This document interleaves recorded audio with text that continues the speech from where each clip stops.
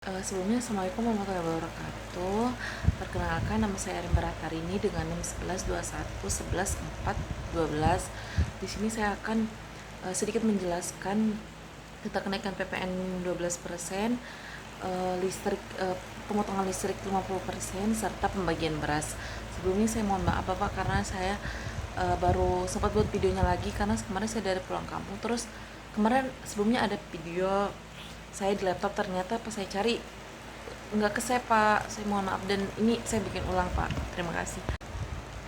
Kebijakan pemerintah dalam mengelola dan kesejahteraan masyarakat selalu menjadi perhatian utama, terutama konteksnya perpajakan, subsidi, dan bantuan sosial.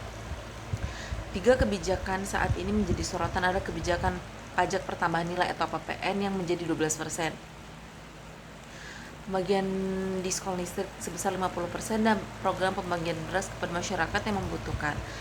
Ketiga kebijakan ini memiliki dampak yang luas bagi dari segi ekonomi makro, kesejahteraan masyarakat maupun stabilitasnya sosial. Di sini yang pertama saya akan mengomentari tentang kenaikan PPN menjadi 12%. PPN adalah salah satu sumber penerimaan negara yang penting dan digunakan untuk membiayai program-program pembangunan serta layanan publik. Kenaikan PPN menjadi 12% merupakan bagian dari strategi pemerintah untuk meningkatkan pendapatan negara guna mengatasi defisi anggaran dan membiayai program-program prioritas.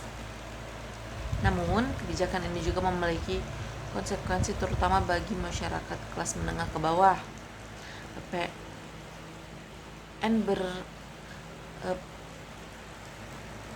PPN bersifat regresif, artinya masyarakat dengan pendapatan rendah akan merasakan dampak yang lebih besar dibanding kelompok berpenghasilan tinggi karena mereka menghabiskan promosi pendapatan yang lebih besar untuk konsumsi barang dan jasa dengan konsumsi barang dan jasa. Dengan kenaikan tarif ini, harga barang dan jasa yang dikenakan PPN otomatis akan meningkat dan berpotensi menekan daya beli masyarakat. Untuk sektor UMKM sendiri juga sangat berdampak karena kenaikan harga akibat pajak yang dapat mengurangi minat konsumsi untuk berbelanja. Jika tidak diimbangkan dengan kebijakan intensif atau dukungan bagi pelaku usaha kecil atau menengah, dikhawatirkan akan menghambat pertumbuhan sektor informal yang menjadi tulang punggung perekonomian nasional. Oleh karena itu, pemerintah perlu mempertimbangkan langkah-langkah mitigasi seperti memberikan subsidi bagi kelompok rentan atau menetapkan skema pajak yang lebih fleksibel untuk sektor tertentu agar dampak negatifnya bisa diminimalisir. Oke, itu untuk yang kenaikan pajak 12%. Untuk yang diskon listrik, potongan diskon listrik 50%. Di sisi lain juga, kebijakan memberikan diskon listrik sebesar 50% bagi sekelompok tertentu merupakan langkah yang dapat meringankan beban hidup masyarakat, terutama mereka yang berada dalam kategori ekonomi rendah atau ekonomi lemah. Listrik merupakan kebutuhan dasar yang sangat berpengaruh terhadap kualitas hidup, baik untuk kebutuhan rumah tangga maupun usaha kecil. Dengan adanya diskon ini, masyarakat dapat mengalokasikan anggaran mereka untuk kebutuhan lain yang lebih mendesak seperti pangan, pendidikan, dan kesehatan. Selain itu juga bagi UMKM yang bergantung pada listrik untuk operasional mereka, kebijakan ini juga dapat membantu mengurangi biaya produksi yang pada akhirnya juga meningkatkan daya saing usaha kecil di tengah tantangan ekonomi. Namun, agar kebijakan ini benar-benar efektif atau dilakukan, pemerintah juga perlu memastikan bahwa mekanisme pemberian diskon ini tepat sasaran. Tantangan terbesarnya itu dalam program subsidi seperti ini adalah kemungkinan menyalahgunakan atau salah sasaran. Di mana kelompok yang sebenarnya mampu secara ekonomi juga terus menikmati manfaatnya. Oleh karena itu, penting bagi pemerintah untuk memperketat pengawasan dan merupakan sistem berbasis data yang akurat agar subsidi ini diberikan kepada mereka yang benar-benar membutuhkan. Oke, untuk selanjutnya itu ada program pembagian beras. Pembagian beras merupakan salah satu bentuk sosial yang bertujuan untuk menjaga ketahanan pangan masyarakat miskin dan rentan. Dalam subsidi di mana harga pangan sering mengalami fluktuasi akibat faktor global maupun domestik. Bantuan ini menjadi sangat penting untuk memastikan bahwa masyarakat tetap memiliki akses terhadap bahan makanan pokok. Program ini juga memiliki manfaat langsung dalam meringankan beban ekonomi keluarga yang kurang mampu, terutama dalam menghadapi kenaikan harga kebutuhan pokok akibat inflasi atau kebijakan fiskal seperti kenaikan PPN. Dengan adanya bantuan beras, tentu saja masyarakat dapat mengurangi pengeluaran mereka untuk kebutuhan pangan dan mengalokasikan anggaran ke sektor lain seperti biaya pendidikan anak ataupun kebutuhan kesehatan maupun kebutuhan-kebutuhan yang lainnya. Namun, seperti halnya kebijakan bantuan sosial lainnya, tantangan utama dari program ini adalah distribusi atau transparan efisiensi. Dalam banyak kasus juga program bantuan dengan pangan seringkali mengalami kendala berupa penyelewengan, birokrasi yang berbelit, atau tidak meratanya distribusi. Oleh karena itu juga diperlukan pengawasan ketat serta sistem pendataan yang lebih akurat agar bantuan ini benar-benar diterima oleh masyarakat yang membutuhkan tanpa adanya penyimpangan. Selain itu juga pemerintah juga perlu memastikan langkah-langkah jangka panjang agar masyarakat tidak hanya bergantung pada bantuan beras, tetapi juga memiliki kemandirian dan kemampuan kebutuhan pangannya. Program pemberdayaan ekonomi, pelatihan keterampilan, ataupun dukungan bagi sektor pertanian lokal bisa menjadi solusi untuk meningkatkan ketahanan pangan secara lebih keberlanjutan. Untuk kesimpulannya di pembahasan saya yang pertama ini, yaitu ketiga kebijakan ini mencerminkan strategi pemerintah dalam menyeimbangkan antara kebutuhan penerimaan negara dan kesejahteraan masyarakat.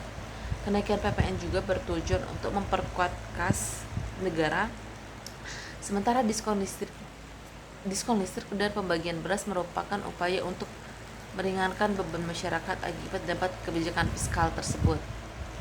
Namun, efisiensi kebijakan ini sangat tergantung pada bagaimana kebijakan ini diimplementasikan dan bagaimana pemerintah mengelola dampak negatif yang mungkin timbul. Perlu ada kebijakan pendukung yang memastikan bahwa kelompok rentan tidak memiliki terpuruk akibat kenaikan PPN. Sementara program diskon listrik dan pembagian beras juga harus dilakukan dengan transparansi dan akurat agar benar-benar bermanfaat bagi mereka yang membutuhkan. Sebagai solusi jangka panjang, pemerintah perlu terus mengembangkan kebijakan ekonomi yang lebih inklusif dan berorientasi pada kesejahteraan masyarakat. Bantuan sosial itu memang penting, tetapi harus disertakan dengan kebijakan yang mendorong pertumbuhan ekonomi dan kemandirian masyarakat agar dalam jangka panjang tidak ketergantungan pada bantuan pemerintah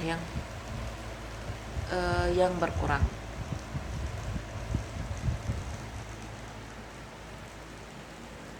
Oke, untuk selanjutnya itu kebijakan komentar saya dari masing-masing.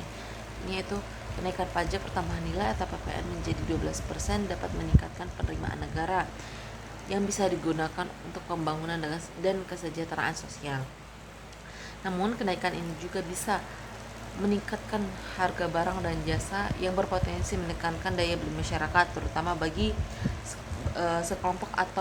sekelompok berpenghasilan rendah. Tentu saja perlu ada mekanisme kompensasi atau intensif bagi sektor tertentu agar tidak terlalu membebani UMKM atau masyarakat kecil. Untuk diskon 50% itu, kebijakan ini sangat membantu masyarakat, terutama mereka yang berada dalam golongan ekonomi menengah ke bawah. Bisa meningkatkan kesejahteraan dan daya beli masyarakat dengan mengurangi beban biaya hidup. Namun, pemerintah perlu memastikan bahwa subsidi ini tepat sasaran agar tidak disalahgunakan oleh kelompok atau pihak lainnya. Itu pembagian beras dapat membantu meringankan beban masyarakat miskin dan memenuhi kebutuhan pangan. Namun kebijakan ini sebaiknya tidak hanya bersifat jangka pendek tetapi juga didukung dengan program pemberdayaan agar masyarakat bisa menjadi lebih mandiri dalam jangka panjang. Pemerintah juga perlu memastikan subsidi beras dilakukan secara transparan atau efisien agar tidak terjadi penyimpangan atau penyelewengan. Secara keseluruhannya, kombinasi kebijakan ini mencerminkan upaya pemerintah untuk menyeimbangkan antara penerimaan dan kesejahteraan masyarakat. Namun,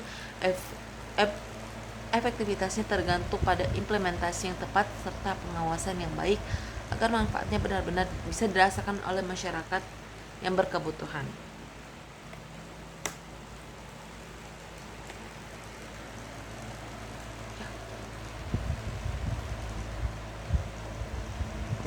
Baiklah, untuk selanjutnya yaitu ada kenaikan pajak pertambahan nilai TPPN menjadi 12% itu bertujuan untuk meningkatkan penerimaan negara yang dapat digunakan untuk membiayai program pembangunan dan kesejahteraan sosial. Namun kebijakan ini juga memiliki dampak yang beragam.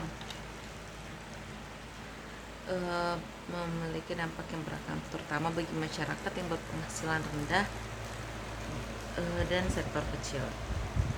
Sini saya akan sedikit membacakan dampak dari pada kebijakan ini. Yang pertama itu ada dampak bagi masyarakat, harga barang dan jasa yang dikenakan PPN 12%.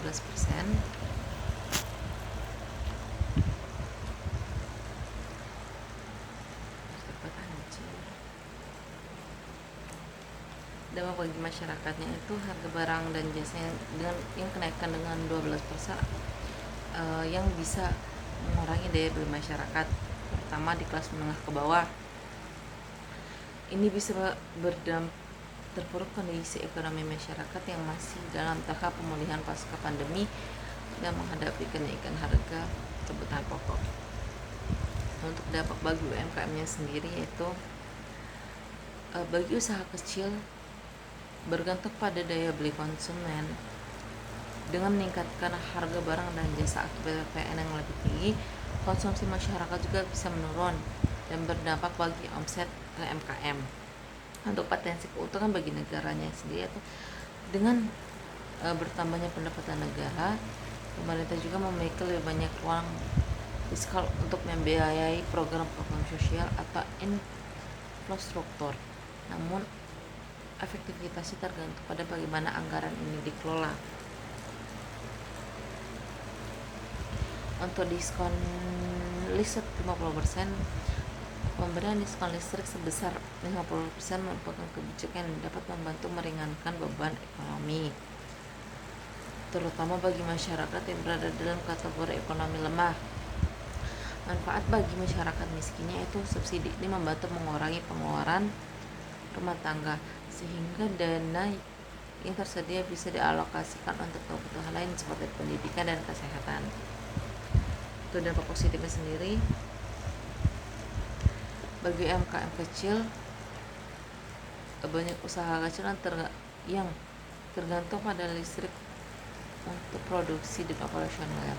Dengan biaya listrik yang lebih rendah, mereka bisa mengurangi biaya produksi dan bertahan dalam kondisi ekonomi yang sulit. Untuk potensi tantangannya sendiri, subsidi listrik seringkali menghadapi kendala dalam penargetan. Jika data peringkatnya tidak akurat, ada risiko subsidi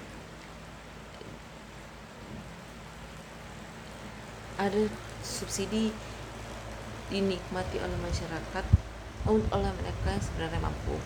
Oleh karena itu, pemerintah juga harus memastikan kebijakan ini tepat sasaran dengan sistem verifikasi yang baik.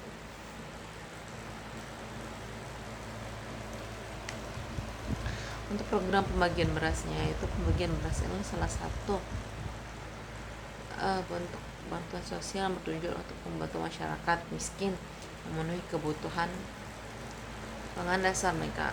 Dampak positif bagi masyarakatnya itu dapat dalam situasi ekonomi yang tidak stabil dan harga pangan yang berfluktuasi. Bantuan ini juga bisa meringankan beban masyarakat miskin dan memastikan mereka tidak mengalami kelaparan dan kekurangan gizi. Pentingnya distribusi yang adil dan transparan tentu saja menjadi tantangan utama dalam program ini, agar bisa memastikan bahwa distribusi dilakukan secara tepat sasaran dan tidak terjadi penyelewengan. Masalah seperti ini, masalah seperti ketidaktepatan data penerima produksi dan keseimbangan distribusi juga bisa mengurangi efisiensi program ini. Untuk pentingnya solusi jangka panjangnya, selain bantuan pangan, pemerintah juga harus fokus pada pemberdayaan masyarakat agar mereka bisa mandiri secara ekonomi. Misalnya ada pelatihan keterampilan dan program padat karya untuk meningkatkan pendapatan masyarakat miskin. Untuk kesimpulan di kedua ini yaitu ketika kebijakan ini memiliki tujuan yang berbeda tetapi saling berkaitan dalam hal dampaknya terdapat masyarakat dan perekonomian. Kenaikan PPN 12% juga bisa meningkatkan beban ekonomi masyarakat, tetapi di sisi lain juga diskon listrik dan pembagian beras bisa membantu kompensasi untuk membantu sekelompok rentan. Agar kebijakan ini bisa berjalan dengan efektif, pemerintah juga harus memastikan bahwa PPN 12% tidak perlu membebani masyarakat miskin dan UMKM, misalnya dengan memberikan pengecualian untuk barang kebutuhan pokok. Untuk diskon listrik diberikan tepat sasaran dengan sistem verifikasi yang ketat agar tidak salah sasaran. Yang ketiga, untuk pembagian beras dilakukan secara adil dan transparan serta didukung oleh program pemberdayaan ekonomi agar masyarakat tidak terus-terusan tergantung pada bantuan pemerintah.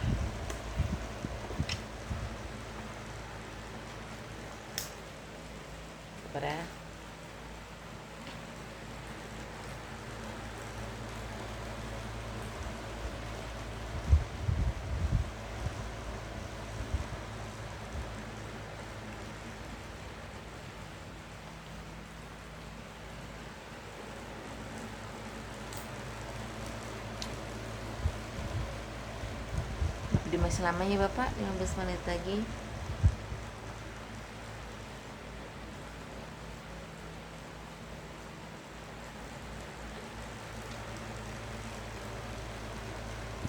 Selanjutnya itu ada kenaikan PPN 12%. Yang ketiga, di bagian ketiga ini kenaikan pajak pertambahan nilai atau PPN dari 11% menjadi 12% bertujuan untuk meningkatkan pendapatan negara. Tentu saja pajak ini juga merupakan salah satu sumber utama penerimaan yang digunakan untuk membiayai infrastruktur pendidikan, kesehatan, program kesejahteraan sosial lainnya. Namun, kebijakan ini juga memiliki dampak negatif, terutama bagi masyarakat yang berpenghasilan rendah atau PPN bebas rendah. PPN bersifat konsumsi, yang berarti semakin tinggi pajaknya, semakin mahal harga barang dan jasa yang dikenakan pajak tersebut. Akibatnya, daya beli masyarakat bisa menurun, terutama dalam situasi di mana harga kebutuhan pokok sudah naik atau sudah tinggi. Bagi UMKM dan sektor usaha kecil, kenaikan PPN juga bisa berdampak pada menurunnya jumlah pelanggan karena harga barang dan jasa menjadi lebih mahal.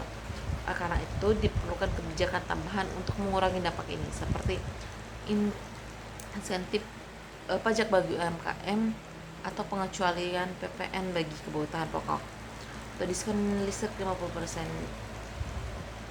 Subsidi diskon berupa diskon 50% bagi sekelompok tertentu merupakan angka positif yang dapat membantu meringankan beban masyarakat miskin dan kelompok rentan. Dalam kehidupan sehari-hari, listrik juga merupakan kebutuhan dasar, sehingga potongan harga bisa memberi ruang bagi masyarakat untuk mengalokasikan anggaran kebutuhan lain seperti makanan, pendidikan maupun kesehatan. Bagi pelaku UMKM yang bergantung pada listrik atau produksi, subsidi ini juga dapat menjadi faktor yang membantu mengurangi biaya operasional, sehingga usaha mereka tetap berjalan meskipun ada tekanan ekonomi dari kenaikan harga barang dan jasa lainnya. Namun, tantangan utama dalam kebijakan subsidi adalah memastikan bahwa bantuan ini benar-benar sampai kepada mereka yang membutuhkan. Tentu saja diperlukan sistem verifikasi yang ketat agar subsidi ini tidak disalahgunakan oleh kelompok yang sebenarnya mampu membiayai listrik dengan harga normal.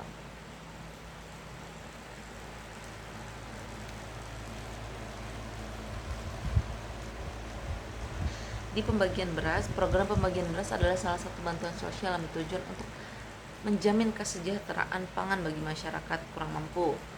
Dalam kondisi ekonomi yang sulit dan harga barang yang sering berfluktuasi atau turun naik, mungkin bantuan ini bisa sangat membantu masyarakat untuk memenuhi kebutuhan dasar mereka. Keberhasilan program ini juga sangat tergantung pada distribusi yang tepat sasaran dan pengelolaan yang transparan. Masalah seperti penyelewengan bantuan, distribusi yang tidak sama, atau data penerimaan tidak akurat harus dihindari agar bantuan ini benar-benar bermanfaat bagi yang membutuhkan. Selain itu juga, selain bantuan langsung, pemerintah juga perlu mempertimbangkan langkah jangka panjang untuk meningkatkan ketahanan pangan masyarakat, seperti program pemberdayaan petani, subsidi pupuk, dan pembangunan sektor pertanian agar harga pangan lebih stabil dan masyarakat tidak selalu bergantung pada bantuan. Disimpulkannya yaitu tiga kebijakan yang memiliki dampak yang saling berkaitan. PPN 12% dapat meningkatkan pendapatan negara, tetapi beresiko menekankan daya beli masyarakat. Diskon listrik dan pembagian beras juga dapat menjadi langkah kompensasi untuk membantu masyarakat yang berdampak kebijakan fiskal. Agar kebijakan ini bisa berjalan dengan efektif, pemerintah juga harus memastikan bahwa yang pertama, kenaikan PPN tidak memperburuk kondisi ekonomi masyarakat miskin atau UMKM. Yang kedua, subsidi listrik diberikan kepada kelompok yang benar-benar membutuhkan. Yang ketiga, pembagian beras juga dilakukan dengan transparan dan disertai program pemberdayaan ekonomi agar masyarakat tidak tergantung pada bantuan secara terus-menerus. Terima kasih. You're on the phone with your girlfriend, she's upset, she's going off about something that you said. She doesn't get your humor like I do. I'm in my room, it's a typical Tuesday night. I'm listening to the kind of music she doesn't like, and she'll never know your story like I do.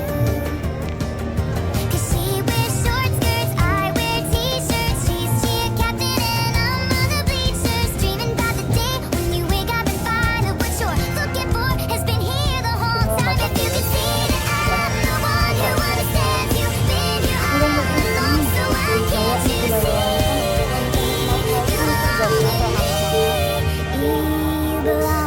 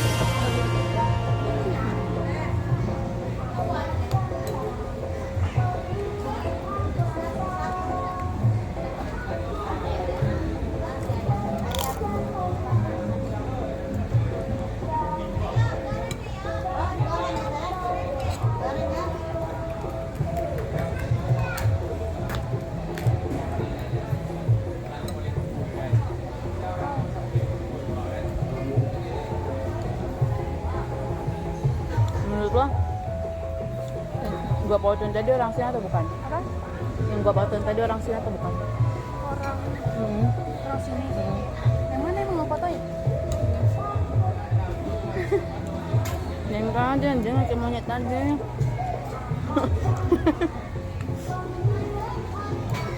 Terharu banget gua tadi.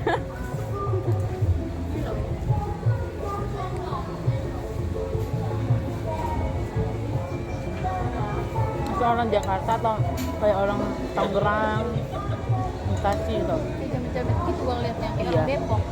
Oh ya Allah, astagfirullah. Pokoknya gue menghina dia tapi gue nggak menghina dia teman sekitarnya ya. Tadi lu bilang Jaksel, Enggak. Tangerang tadi lu bilang. Ya apakah dia orang Tangerang atau orang asli? Kayaknya kalau orang asli sini kayaknya nggak ke HI nggak tahu namanya maksudnya. Ya kan nggak foto-foto di HI karena dia sering lewat. Oh, dia sendiri ya? Nggak tahu. Udah gabut.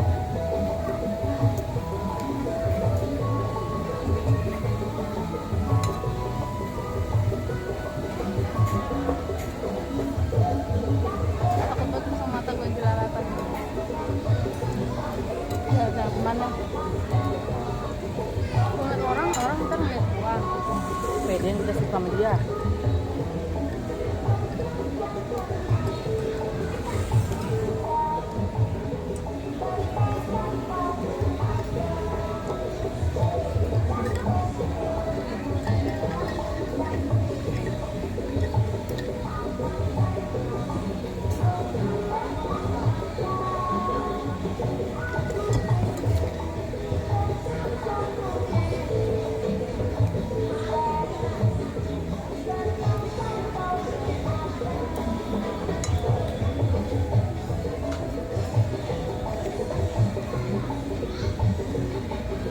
Oke, kalau misalnya dia di kampung lah orang nih tapi dia bos pisang gitu kayak pengepul pisang atau jengkol atau apa gitu kerja kayak itu doang di kampung kan nggak kamu mau juga sih lan soalnya dipandang orang juga kayak ya kan kita tuh belum ngeliatin pandangan orang bukan duitnya juga tapi kadang nggak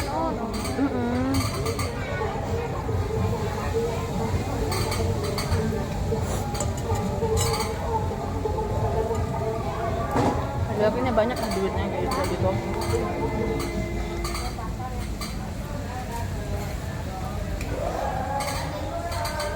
Suruh bukan orang gitu kan. Nah, dan cakol aja temen semua kenalan tuh. Kan kayaknya rambutnya diwarnain. Mana? Nggak lihat aja.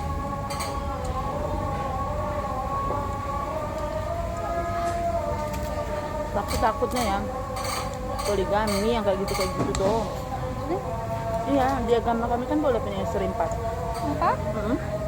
Asal dia mampu menafkahi sama mampu adil gitu. Tapi kebanyakan ulama-ulama itu kayak gitu lebih dari 1 istrinya. Tapi dia memang dia mampu ya, dia mau gitu. Gak mau gua. Makanya juga gua nggak mau takutnya. Tapi ceweknya istrinya boleh juga. Nggak boleh cuma 1. Kalau mau 2 harus cerai dulu. Nggak boleh lebih dari 1 lah dia.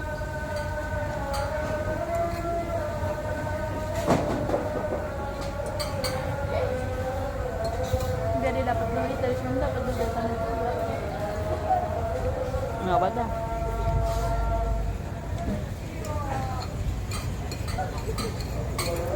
Namanya berbisnis. Muncung berbisnis.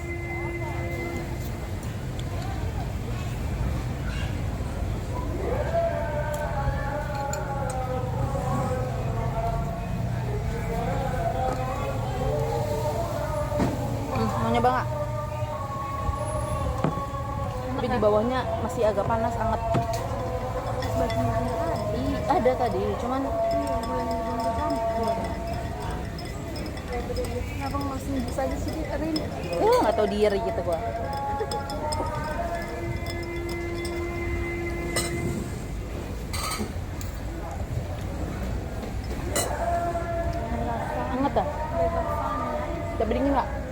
Kak. Kemudian kulit panjang.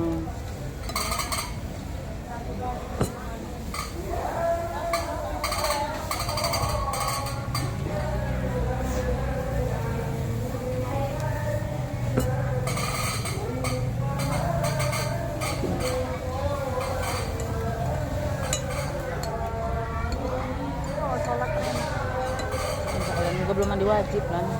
Oh, masih datang bulan. Udah enggak, cuma belum mandi wajib aja.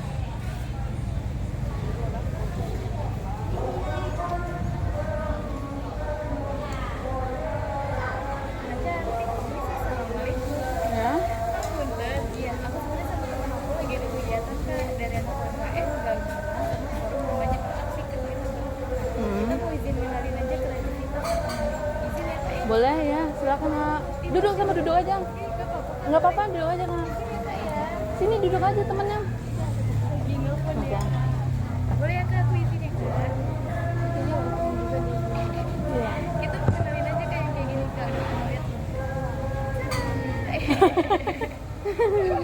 Bercanda Kak, sampai kayak gini nonton ya Kak. Iya silakan Kak, ya Allah. Apa ya?